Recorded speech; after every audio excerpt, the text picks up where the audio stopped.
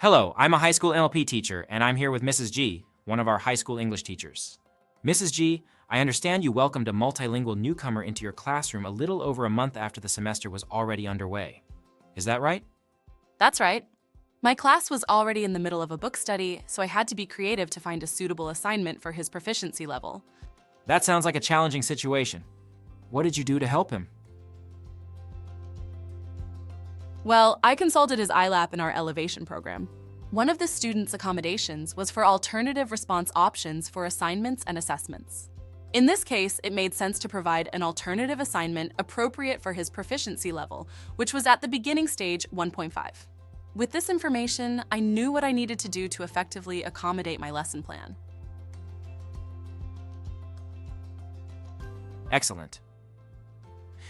I also noticed on this student's ILAP that his reading and writing proficiency levels were actually lower than his speaking and listening scores. Yes, I kept this in mind as I created the assignment.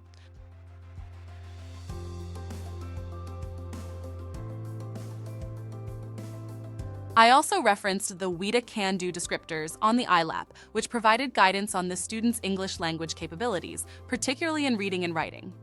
One of the features I really like about the ILAP is that it provides descriptions of what students can do at their current level and what they can achieve at the next level.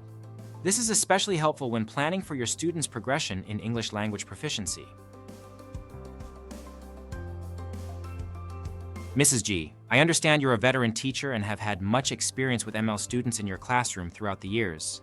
So, accommodating lessons is not new to you, correct? Indeed. But I still find it helpful to consult each student's ILAP and base my scaffolding strategies on the information provided. It's also important to note that our multilingual learners are a diverse group, bringing a vast array of prior knowledge, including linguistic, academic, and literacy skills. Their English language proficiency level doesn't constitute the full picture. It's more complex than that. Yes, getting to know your students on a holistic level and establishing relationships is essential for informing your instruction. Now that we've gotten to know our student, why don't you share the assignment you created for him? Certainly. I recalled a book I had in my classroom library called The Arrival by Sean Tan. The Arrival is a wordless graphic novel that captures the experience and displacement of an immigrant. A variety of ethnicities are represented in this book, and it beautifully illustrates the struggles immigrants face as they adjust to their new surroundings. The landscape is also surreal and not geographically identifiable, so this book would most certainly resonate with all multilingual students. What an excellent choice.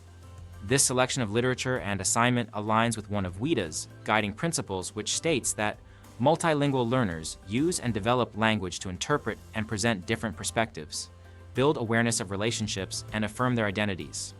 This student was a newcomer and understandably scared. I wanted to choose something relatable to encourage his motivation for the assignment. Now, let's get to the heart of the assignment. How did the student respond to the novel? I asked him to write one sentence for each two-page layout. The sentence could be a summary, imagined dialogue, a question, etc. He could have even made up his own fictional tale to go with it. In an attempt to maintain the rigor of the assignment, I allowed him to use only his word-to-word dictionary at first, but after conferring with 2 other English teachers, I allowed him to use Google Translate as well. Here is a sample of his work.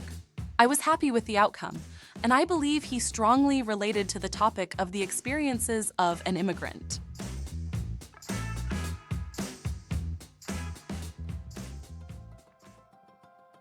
Let's review an important element of your lesson. You allowed this student to use Google Translate to complete the assignment. This supports current translanguaging pedagogy, which values the home language of multilingual students as a resource in learning English and academic content. Yes, I was hesitant at first to let this student use Google Translate, but I realized he needed more primary language support to make the assignment as comprehensible as possible. I thought this was the best way for him to learn the content and acquire more English. That was an appropriate choice for a student at the beginning level of proficiency.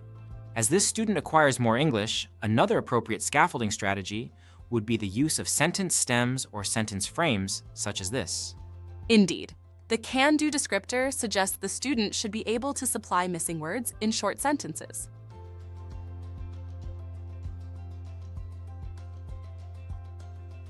Thank you, Mrs. G, for sharing this lesson with us, as well as your process for determining the suitability of this assignment for your multilingual learner.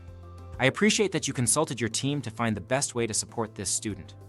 Yes, we teachers have various experiences with multilingual learners and are happy to share our strategies with each other. It's also helpful to collaborate with you, the MLP teacher, here at the high school. I agree. Collaboration is essential. Yes, it is.